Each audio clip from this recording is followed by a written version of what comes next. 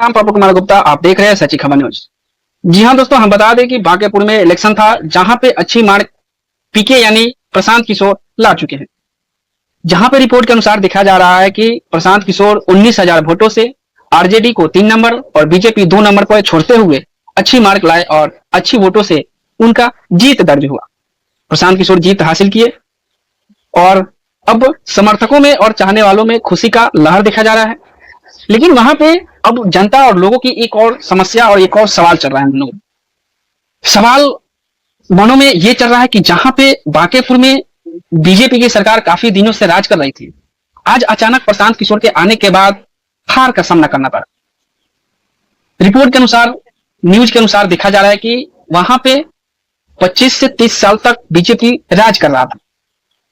किसी भी पार्टी का वहां दाल नहीं गल रहा था, चाहे आरजेडी हो या किसी भी पार्टी हो, वहां बीजेपी के अलावा कोई पार्टी नहीं आता था।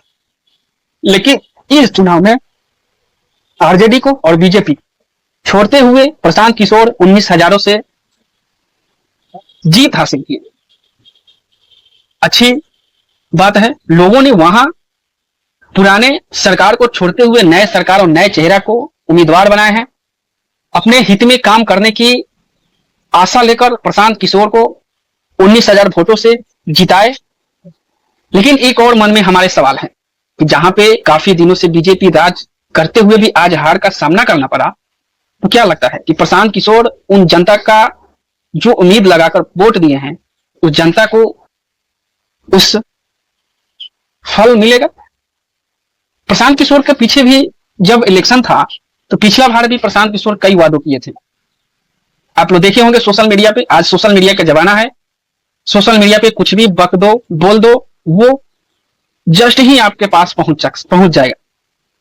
प्रशांत किशोर का पिछले इलेक्शन में जो वादा किया था, वो एक वादा काफी महत्वपूर्ण माना जा रहा था, खासकर युवाओं में। और दूसरी, युवा जो बाहर कमाने जाता है, पंजाब, दिल्ली, गुजरात, हरियाणा, मुंबई, राजस्थान, हर जगहों पे, उन लोगों को प्रशांत किशोर का एक ही वादा पसंद आता था, पलायन का। जो प्रशांत किशोर हर मीडिया के सामने यही बोलते नजर आते थे कि हम पलायन रोक देंगे, हम लोगों को बाहर कमाने जाने की जरूरत ही नहीं रहने देंगे।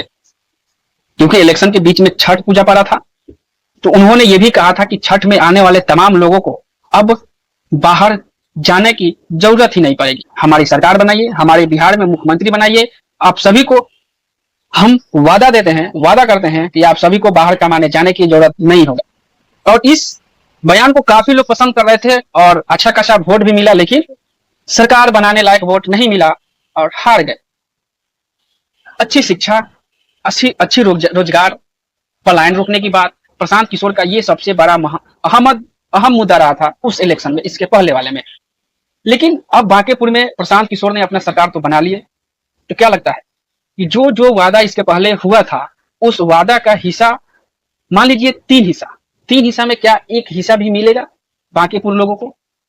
अब जनता, ये सोशल मीडिया पे बयान आ रहा है कि क्या प्रशांत किशोर जो वादा किए हैं, क्या उस वादे पे टिके रहेंगे कि या सिर्फ वादा ही रह जाएगा? क्योंकि जहां पे बीजेपी 25 से 30 सालों में एक बार भी हार का सामना नहीं करना पड़ा। रिपोर्ट के अनुसार उन्होंने 25 से 30 साल राज किए। और देखा जाता है कि बिहार में अगर बीजेपी को हराने वाली पार्टी है, वो है आरजेडी।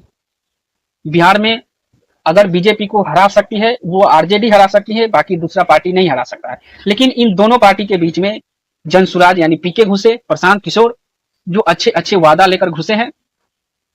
तो क्या लगता है कि बांकेपुर जनता जो उम्मीद लगाकर एक नए प्रतिनिधि चुने हैं, नए चेहरा चुने हैं, क्या वहां के लोगों को अब नई शिक्षा, नई रोजगार और नई प्लान के बारे में लाभ मिलेगा? अगर ऐसा है तो अच्छी बात है, क्योंकि हमें सरकार से मतलब नहीं है, हमें काम से मतलब है। जो भी काम करे अच्छा करे, चाहे बीजेपी हो, चाहे आरजेडी हो, या अभी नए चेहरा, बड़ा चेहरा देखने को जनसुराज मिल रहा है। लोग यहाँ पर यह भी दावा कर रहे हैं कि अगर बड़े पार्टी बनता है तो वो जनसुराज का पीके पार्टी यानी प्रशांत किशोर बन सकते हैं। क्योंकि अगर बीजेपी को टक्कर देने में आरजेडी है, तो अब बीजेपी आरजेडी दोनों को टक्कर देने वाली एक ही पार्टी बन सकता है, वो जनसुराज यानी प्रशांत किशोर। क्योंकि जहां पे दो दो प्रतिनिधि लड़ रहे थे, जो बिहार के बड़े पार्टी माना जा रहा है। पहले दो पार्टी था, बीजेपी भी नहीं था, पहले जेडीयू था और आरजेडी था, लेकिन आज बीजेपी और जेडीयू एक हो चुका है और दोनों को सामना करने के लिए आरजेडी है। लेकिन इन दोनों तीनों को सामना करने के लिए अब प्रशांत किशोर यानी जन स्वराज पार्टी एक नया चेहरा तैयार हुआ है। तो क्या लगता है कि नए चेहरा से उम्मीद जो जनता लगाए हैं, बांकेपुर के लोग जो वोट दिए हैं, क्या लगता है कि प्रशांत किशोर वादे किए हैं इसके पहले इलेक्शन में, क्या उस वादे में से एक हिस्सा भी प्रताप यानी लाभ मिल सकता है कि नहीं? आप लोग कमेंट में जरूर बताइएगा।